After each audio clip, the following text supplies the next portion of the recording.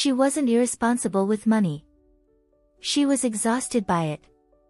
Every paycheck arrived already assigned to something else, already spoken for before it ever reached her account. Rent, bills, basic expenses, nothing extra, nothing flexible. The numbers never surprised her, but they never relieved her either. Living paycheck to paycheck meant living without margin. One unexpected expense had the power to dismantle an entire month. She didn't plan for growth or dreams, she planned for survival. The goal was never abundance. It was simply getting through without falling behind. She checked her balance constantly, not because she enjoyed control, but because uncertainty felt dangerous. Each swipe of her card came with a quiet calculation. Each purchase carried the weight of consequence. Even rest felt conditional, something she allowed only when everything else was covered. What drained her the most wasn't the lack of money itself. It was the constant tension of knowing that no matter how hard she worked, there was no room to breathe. Life felt narrow, compressed into cycles that repeated without offering relief. She told herself this was temporary. That things would change once she earned more, worked harder, caught up. What she didn't realize yet was that this way of living wasn't just shaped by income, it was shaped by an internal pattern she had never questioned. And as long as that pattern remained invisible, every paycheck would continue arriving with the same promise, and leaving with the same result. Her days followed a rhythm that never really changed. Work, calculate, wait for the next paycheck, repeat.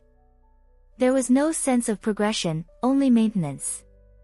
She wasn't moving backward, but she wasn't moving forward either. Life felt like a loop she couldn't step out of. She avoided thinking too far ahead because the future felt fragile. Planning vacations, investing in herself, even imagining rest felt unrealistic when everything depended on timing the next deposit just right. Stability wasn't something she trusted, it was something she temporarily borrowed. Unexpected expenses were the hardest. A car repair. A medical bill. Something small but disruptive.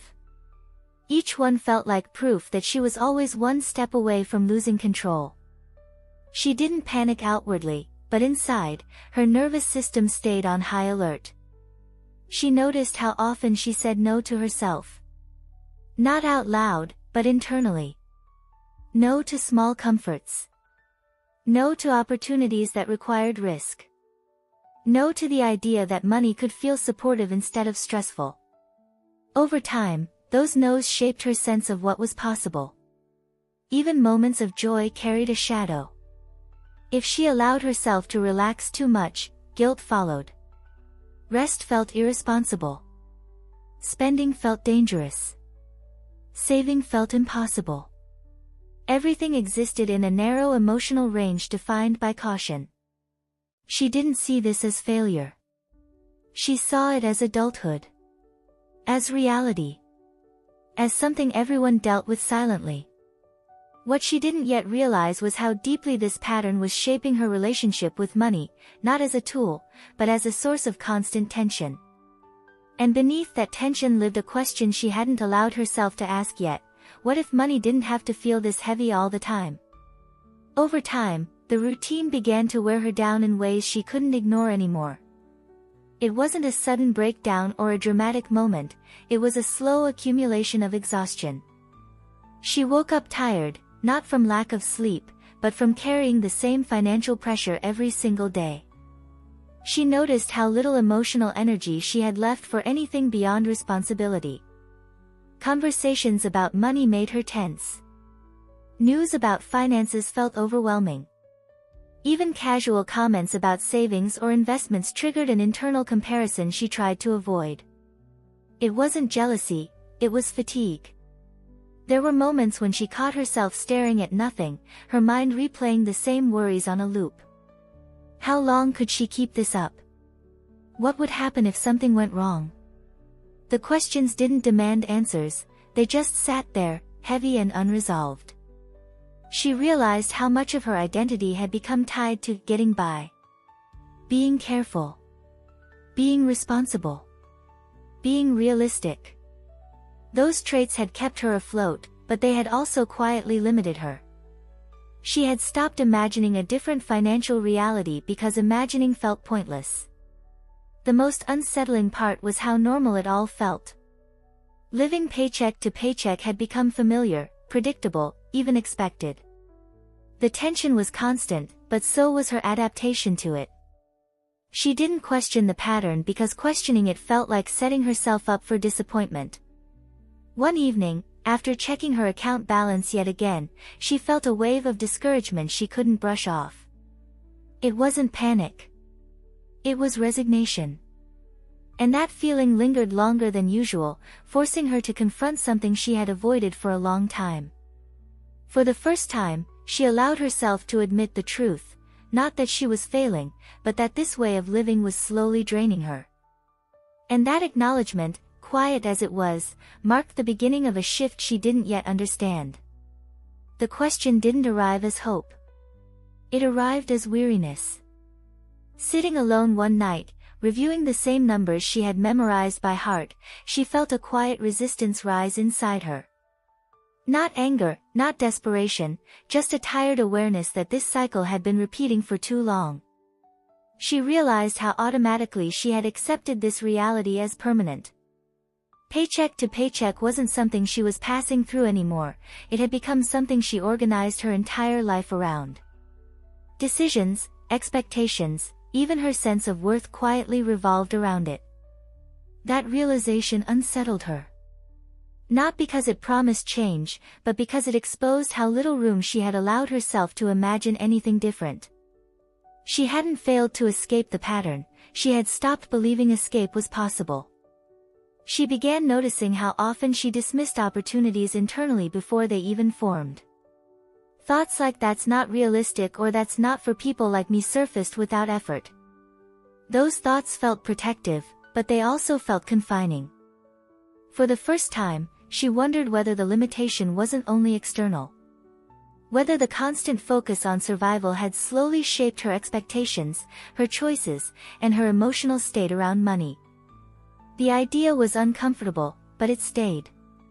She didn't yet know what could replace this way of living. She wasn't ready to believe in abundance or ease. But the certainty that this was the only possible reality had begun to crack, just enough to let curiosity in. And that small crack mattered more than she realized. Because once a pattern is questioned, it can no longer operate in the same unquestioned way. Her first exposure to a different way of thinking didn't come from a plan or a search. It happened casually, almost accidentally, during a moment of distraction. Scrolling through a video late at night, half present and mentally exhausted, she heard someone speak about money in a way she wasn't used to hearing. The message wasn't about working harder or cutting expenses. It wasn't about budgeting or discipline. It was about relationship. About how people related emotionally to money, and how that relationship shaped their experience over time. She almost skipped past it, almost. Something about the tone made her pause. The person spoke calmly, without urgency, explaining how constant focus on lack often reinforces the same financial patterns. Not as punishment, but as reflection. The idea felt uncomfortably familiar. She felt resistance immediately. Part of her wanted to dismiss it as unrealistic, even irresponsible. Another part couldn't ignore how accurately it described her internal world. The constant tension. The fear of not having enough. The habit of expecting money to disappear as soon as it arrived. She replayed the video more than once, not because she agreed with it, but because it named something she had never articulated before. Money hadn't just been scarce, it had been emotionally charged. Heavy. Stressful. Always connected to survival. That night, she didn't suddenly believe anything new. But she did something she hadn't done in a long time. She considered the possibility that her financial reality might be influenced by more than income alone, and that consideration quietly began reshaping how she observed her own thoughts. After that night, she became more aware of her thoughts around money than ever before.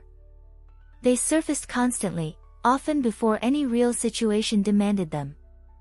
Before opening her banking app, before checking prices, before making even the smallest decision, her mind would already be preparing for loss.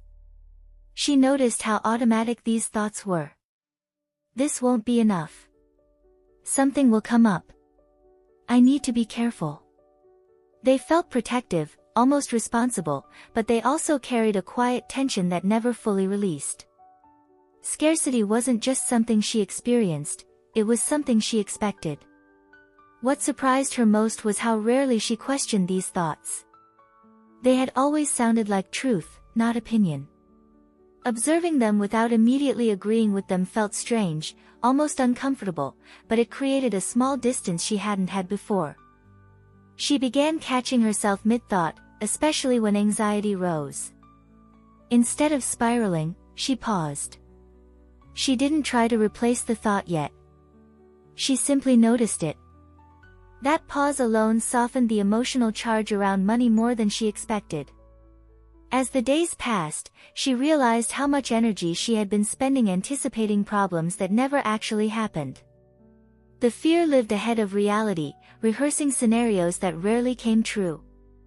Seeing that pattern clearly was unsettling and freeing. She understood then that her financial stress wasn't only tied to numbers. It was tied to repetition. Repeated expectations. Repeated emotions. Repeated focus on what could go wrong. And repetition, she was beginning to see, was something she could interrupt. That awareness didn't solve anything overnight. But it shifted her relationship with money from automatic reaction to conscious observation. And that shift marked the first real step toward a different financial experience. With this new awareness, she resisted the urge to immediately fix everything. In the past, every insight had come with pressure to act, to change fast, to prove something. This time felt different. She allowed herself to simply notice without demanding instant transformation. She began experimenting gently with her inner dialogue. Not by forcing positivity, but by softening certainty. When the thought "this won't be enough" appeared, she didn't argue with it. She added space around it. This is a thought, not a fact. That distinction mattered more than any affirmation ever had. She noticed how her body responded to this shift. The tightness in her chest eased more quickly. Her breathing slowed. Money-related decisions didn't feel as charged as before. Nothing external had changed yet, but internally, the atmosphere was calmer. She also realized how deeply she had associated money with danger. Every bill had felt like a threat. Every expense like a risk. Seeing this pattern clearly allowed her to question it without judgment. She wasn't broken, she had been conditioned by repetition. Some days were easier than others. Old thoughts returned, sometimes loudly. But now she recognized them as familiar habits rather than warnings she had to obey. That recognition gave her choice. And choice created room where there had only been fear. She didn't feel abundant yet. She didn't pretend things were perfect. But she felt something new, neutrality. Money was no longer the enemy. It was simply something she was learning to relate to differently. And that neutrality became fertile ground. Because once fear stops dominating attention, space opens for something else to emerge. Something she was just beginning to sense, even if she couldn't name it yet. The idea of writing didn't come from discipline or strategy. It came from necessity. She needed a place to slow her thoughts down, to take them out of her head and look at them with a little more distance. One evening, she opened a notebook she had barely used before and placed it on the table without any clear intention. At first, she didn't know what to write. She stared at the blank page longer than she expected. Silence felt unfamiliar. Eventually, she wrote exactly what was true, without embellishment. Not what she wanted, but what she felt. Fear. Tension. The constant sense of never having enough. Seeing it written down softened its grip. Over the next days, that notebook became a quiet ritual. She returned to it not to fix her finances, but to understand her relationship with them. Writing slowed her down. It interrupted the automatic cycle of worry and reaction. The page held space without judgment. Gradually, her writing began to change. After releasing what felt heavy, she experimented with different language. Not unrealistic promises, but grounded intentions. Sentences that felt possible rather than forced. One night, she wrote, "I am open to experiencing financial support." The words felt tentative, but sincere. She noticed how writing those sentences affected her mood. They didn't make her feel euphoric. They made her feel steady. As if her nervous system was being introduced to a new possibility without being overwhelmed by it. The notebook became more than a place to write. It became a space where awareness turned into choice. Where thoughts were no longer just rehearsed internally, but consciously selected. Without realizing it, she had begun a practice that would quietly reshape her financial reality. And although she didn't name it yet, this was the moment where intention stopped living only in her mind, and began taking form on the page. As days passed, the notebook stopped feeling like something new and became part of her routine. Not an obligation, but a pause she looked forward to. It was the one place where she didn't have to pretend she had everything under control. The page accepted honesty without asking for certainty. She began to notice patterns in what she wrote. The same fears appeared again and again, often expressed in slightly different ways. Seeing them repeated made something click. These weren't isolated worries, they were habits of thought she had been carrying for years. That realization changed how she approached the journal manifestation. Writing was no longer just release, it became awareness. She wasn't trying to escape fear, but to understand it. And understanding gave her leverage she never had before. Slowly, her language shifted. After writing about a bill or a tight week, she would add a line that felt stabilizing rather than hopeful. One evening she wrote, "I am learning to feel safe even before circumstances change." The sentence didn't promise abundance, it promised presence. She noticed how that presence followed her into daily life. Checking her balance felt less charged. Conversations about money didn't immediately tense her body. The situation hadn't changed, but her internal response had softened. What surprised her most was how sustainable this felt. There was no emotional spike, no crash afterward. Just a steady recalibration happening beneath the surface. A quiet rewiring of how she related to money and security. She didn't call it manifestation yet. She simply experienced it as alignment, a growing sense that her inner state and outer actions were beginning to move in the same direction for the first time. The changes didn't announce themselves loudly. There was no sudden windfall, no dramatic breakthrough that demanded celebration. Instead, the first shifts appeared in small, almost forgettable moments, moments she might have ignored before. One week, her paycheck stretched a little further than usual. Not because she earned more, but because she spent differently. Not out of restriction, but out of clarity. Decisions felt less reactive. She wasn't spending to soothe anxiety or withholding out of fear. She was choosing. She noticed opportunities she hadn't seen before. A conversation at work about a side project. A suggestion from someone she trusted. Nothing guaranteed, nothing perfect, but possibilities that didn't immediately trigger resistance. She listened instead of dismissing. Her relationship with timing changed as well. When expenses arrived, they no longer felt like ambushes. She handled them calmly, trusting her ability to respond rather than catastrophizing the outcome. That calmness created space where panic used to live. Returning to the journal manifestation, she began acknowledging these subtle shifts. One night she wrote, "Money feels less heavy than it used to." The sentence surprised her with its simplicity. It was true, And that truth mattered. What she didn't realize yet was how powerful this stage was. Because this was the moment where fear stopped dominating her attention. And when attention changes, patterns follow. Slowly. Consistently. Faithfully. She was still living paycheck to paycheck, but it no longer felt like a trap. It felt like a transition. And for the first time, that distinction made all the difference. As these subtle changes accumulated, she began to recognize herself differently. She was no longer someone constantly reacting to money. She was someone observing it, responding with intention instead of fear. That shift in identity felt more significant than any external gain she could imagine. She noticed how her decisions carried a different energy. She didn't rush. She didn't freeze.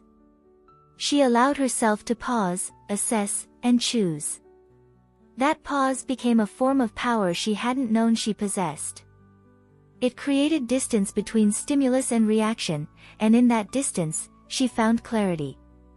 The old urgency that once defined her relationship with finances started to dissolve. Money no longer felt like something that was always about to run out. It felt like something that moved, sometimes slowly, sometimes unpredictably, but not with hostility. That change alone eased her nervous system. In the journal manifestation, her writing reflected this identity shift. One evening, she wrote calmly, "I trust myself to handle money with steadiness." The sentence didn't seek reassurance. It stated capability. And that mattered. She realized how much of her stress had come from self-doubt rather than actual lack. Questioning her own ability to manage uncertainty had kept her stuck. Rebuilding that trust changed how she experienced every financial interaction. This growing sense of trust didn't make her careless. It made her grounded. She still planned. She still acted responsibly. But she no longer lived under constant internal pressure. Responsibility no longer meant fear. And in that grounded state, she became available for the next phase of change, one that required confidence, not urgency, to fully unfold. Not long after this internal shift settled, she began noticing changes that felt less coincidental than before. Small increases. Extra hours offered. A payment arriving earlier than expected. None of it dramatic, none of it miraculous, but consistent enough to feel meaningful. What stood out wasn't the amount of money itself. It was the timing. Support seemed to appear exactly when she needed it, without the frantic scrambling that had once defined those moments. Life felt responsive rather than adversarial. She noticed how differently she received these moments. Instead of bracing for the next problem, she allowed herself to acknowledge them as evidence of change. Not proof that everything was fixed, but proof that movement was happening. Returning to the journal manifestation, her writing reflected this awareness. One entry read, "I notice support when it shows up." That sentence shifted something subtle. She wasn't just attracting differently, she was perceiving differently. Her confidence grew not from abundance, but from continuity. The steady sense that money no longer disappeared the moment it arrived. That it could stay, circulate, and return. That feeling alone softened years of financial tension. She also became more receptive to ideas. Not rushed schemes or desperate solutions, but grounded possibilities that aligned with her skills and energy. She considered options she would have dismissed before, simply because fear no longer made the decisions for her. For the first time, financial flow didn't feel like something she chased. It felt like something she participated in, calmly, consciously, and with trust that the pattern was finally changing. One quiet morning, she noticed something that would have gone unnoticed before. She wasn't rushing. She wasn't calculating the day before it even began. She was simply present. That presence felt unfamiliar, and then deeply relieving. She realized how long she had lived in survival mode without naming it.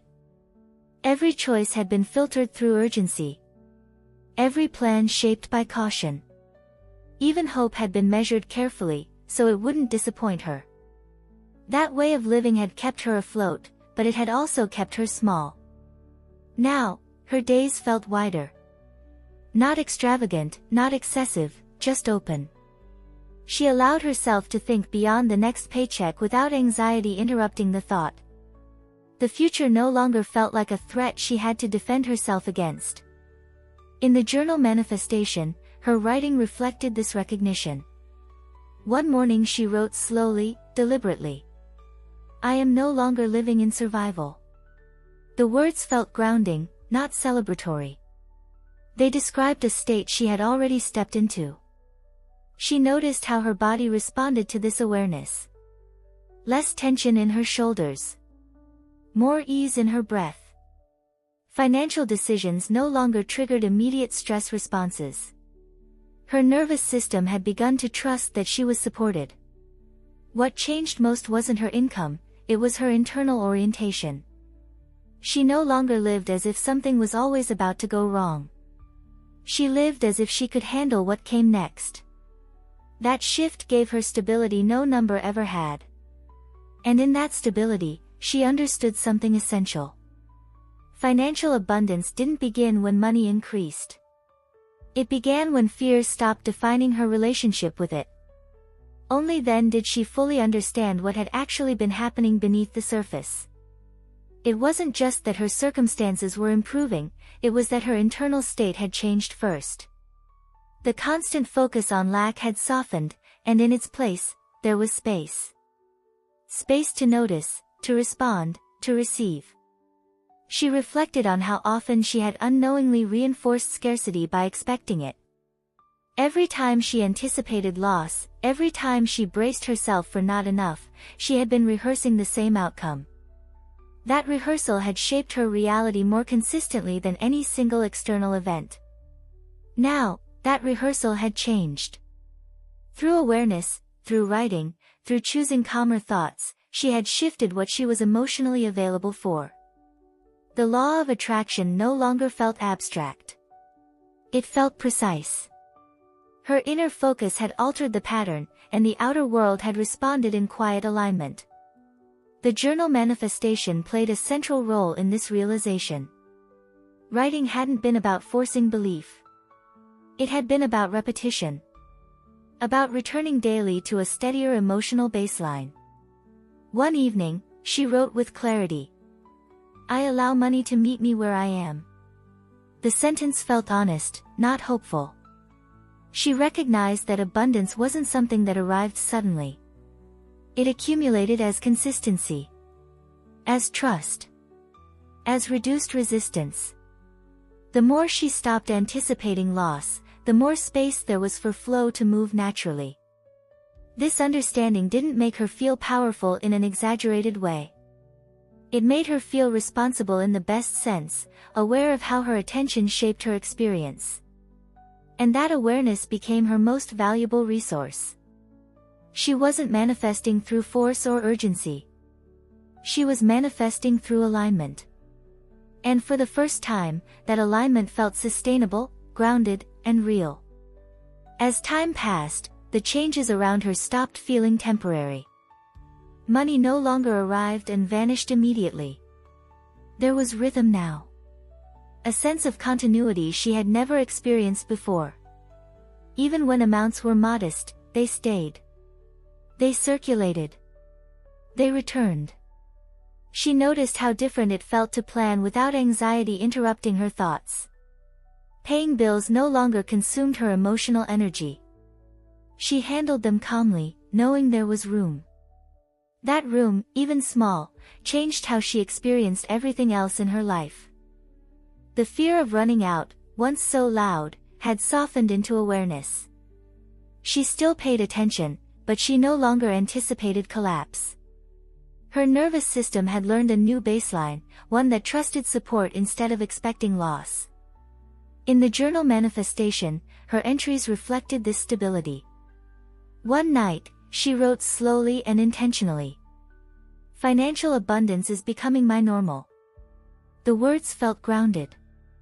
They didn't rush the future, they described the present unfolding. She realized how much energy had been released now that she wasn't constantly managing fear. That energy flowed into better decisions, clearer communication, and openness to opportunities she could actually sustain.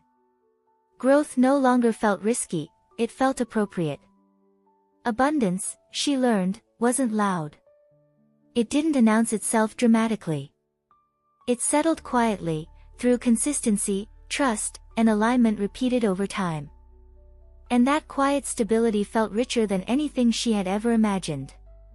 For the first time, she wasn't counting days until the next paycheck with tension. She was living in a flow that felt dependable, one she knew how to maintain from within.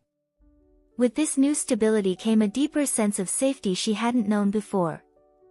Not the kind that depended on perfect circumstances, but the kind rooted in trust. Trust in her ability to respond, to adjust, to realign whenever needed. That trust changed how she moved through life. She no longer measured her worth by the balance in her account. Money had stopped being a reflection of her value and became what it was meant to be, a resource that flowed in response to choices, focus, and emotional alignment. That separation alone lifted a weight she had carried for years. She noticed how calm had replaced urgency. Decisions no longer felt rushed or pressured. She allowed herself time to think, to feel, to choose. That patience made her actions more effective than any frantic effort ever had. In the journal manifestation, her writing reflected this maturity. One evening, she wrote with quiet confidence. "I trust the flow I have created." There was no fear in the sentence. No need to prove anything. Just recognition. Challenges still appeared, but they no longer shook her foundation. Unexpected expenses didn't trigger panic. They were handled, absorbed, resolved. Each time this happened, her confidence deepened, reinforcing the new pattern she had built. She realized then that abundance wasn't something she could lose easily. Not because money was guaranteed, but because alignment was. She knew how to return to it whenever necessary. And in that knowing, she felt free. Not free from responsibility, but free from fear. Free from the constant rehearsal of lack. Free to live without bracing herself for loss. Looking at her life now, she could see the contrast clearly. Not just between numbers, but between identities. The person who once lived paycheck to paycheck had been driven by fear, even when she appeared responsible and composed. The person she was now moved from trust, awareness, and intentional choice. She understood that abundance hadn't arrived because she forced it or chased it relentlessly. It arrived because she stopped reinforcing scarcity internally. The shift wasn't dramatic, but it was consistent. And consistency, she learned, was more powerful than intensity. Her relationship with money felt balanced for the first time. She respected it without fearing it. She planned without obsessing. She allowed herself to receive without guilt. That balance gave her a sense of dignity she hadn't realized she was missing. The journal manifestation remained part of her daily rhythm, not as a reminder of where she had been, but as a way to stay aligned with who she had become. One entry captured this transformation simply. "I no longer live in reaction. I live in alignment." She noticed how this identity extended beyond finances. The same steadiness appeared in her decisions, her relationships, and her sense of self-worth. When fear no longer dictated her financial life, it lost influence elsewhere too. What once felt like survival now felt like participation. She wasn't bracing herself against life anymore. She was meeting it with presence, confidence, and openness. And in that presence, she recognized the truth of her transformation. She hadn't just manifested financial abundance. She had become someone who knew how to sustain it, internally and externally. What stayed with her most wasn't the increase in money itself, but the absence of fear where it once lived. She noticed how quiet her mind felt now when she thought about finances. There was no immediate tension, no urgency pulling her attention into worst-case scenarios. That silence felt like freedom. She reflected on how long she had believed stress was necessary to be responsible. That constant worry meant she was paying attention, doing the right thing, staying alert. Letting go of that belief felt risky at first. Now, it felt wise. Calm had proven itself more effective than anxiety ever had. There were moments when old thoughts tried to return. A sudden expense. An unexpected pause. But instead of spiraling, she recognized them as echoes of an old pattern, not warnings she had to obey. That recognition kept her grounded. In the journal manifestation, she wrote less frequently now, but with greater clarity. One entry read, "I remain aligned, even when circumstances shift." The sentence reflected confidence, not control. She realized that abundance wasn't something fragile she needed to protect. It was a state of alignment she knew how to return to. That knowledge removed the fear of losing everything, a fear that had once ruled her decisions. Life still required attention and responsibility. But it no longer demanded sacrifice of peace. She had learned how to participate in the flow without forcing it, without resisting it. And in that balance, she felt something she had never associated with money before: ease. When she reflected on the journey, what surprised her most was how ordinary the transformation had been. There was no single moment she could point to and say, "This is when everything changed." Instead, change had arrived through repetition, awareness, and the quiet decision to relate to money differently each day. She saw clearly now that living paycheck to paycheck hadn't been just a financial condition. It had been a mental posture. A constant anticipation of loss. A habit of bracing instead of trusting. Once that posture shifted, reality had followed with steady precision. The law of attraction no longer felt mysterious to her. It felt practical. Her dominant emotional state had shaped what she experienced over time, not through magic, but through alignment. What she focused on consistently became familiar. What became familiar became normal. The journal manifestation had been the bridge between awareness and reality. Writing had slowed her thoughts long enough for her nervous system to accept safety. That safety had changed her decisions. Those decisions had changed her results. She recognized that abundance wasn't something she had summoned from outside herself. It was something she had allowed by releasing resistance. By stopping the constant rehearsal of scarcity, she had made room for a different pattern to stabilize. There was no fear of regression now. Not because challenges wouldn't arise, but because she knew how to respond. She had learned how to notice when alignment slipped, and how to gently return to it. And in that knowing, she felt grounded in a way she never had before. She wasn't hoping abundance would stay. She trusted herself to remain aligned with it. Standing in this new place, she understood that abundance wasn't a reward for effort or struggle. It was the natural result of alignment sustained over time. Once fear stopped leading her attention, her reality had room to reorganize itself. She no longer waited anxiously for the next paycheck. Money had become something that moved with continuity instead of urgency. There was flow where there had once been tension. Stability where there had once been survival. The law of attraction was no longer a concept she tried to apply. It was something she lived through awareness, emotional regulation, and intentional focus. Her internal state had shifted first, and her external life had followed, faithfully. The journal manifestation remained part of her life, not as a reminder of struggle, but as a tool for staying aligned. A place where attention became intention, and intention became lived experience. She didn't fear losing this new reality.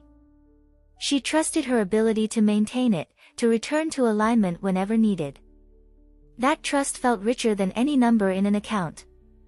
Living paycheck to paycheck was no longer her story. Not because money became endless, but because fear stopped defining her relationship with it. And in that shift, financial abundance had finally found space to stay.